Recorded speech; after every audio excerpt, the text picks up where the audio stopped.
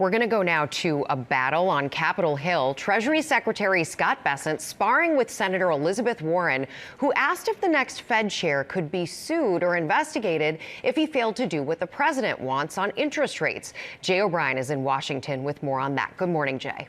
Good morning, Rebecca. A tense moment in a Senate hearing with Treasury Secretary Scott Bessent, pressed by Senator Elizabeth Warren, the top Democrat on the Senate Banking Committee, about something President Trump called a joke, suggesting he might sue his next pick for the Fed chair, Kevin Warsh, if he doesn't lower interest rates. Warren asking the Treasury Secretary if he would commit that Warsh would not be sued or investigated if he doesn't do what the president wants. Bessent then responding, quote, "That's up to the president."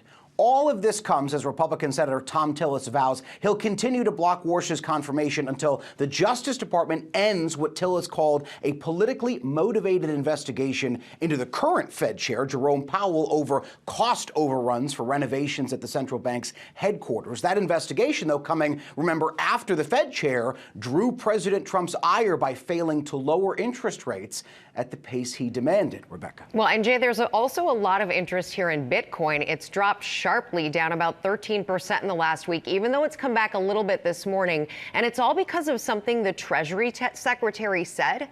Exactly right, Rebecca. It's plummeting for days now, Bitcoin. It's down to its lowest point since before President Trump, who vowed to be the most crypto-friendly president in history, took office. Part of the decline is due to overall uncertainty in the market. Investors were spooked, though, as you say, even further after something the Treasury Secretary said on Wednesday, indicating the federal government is unlikely to step in, saying it has no power to financially come to Bitcoin's rescue. It's worth pointing out here the Trump family has significantly invested in Bitcoin, with just one company, Trump Media, buying billions of dollars worth of it, Rebecca. Well, and the whole idea around these cryptocurrencies is that no government is supposed to have power over them.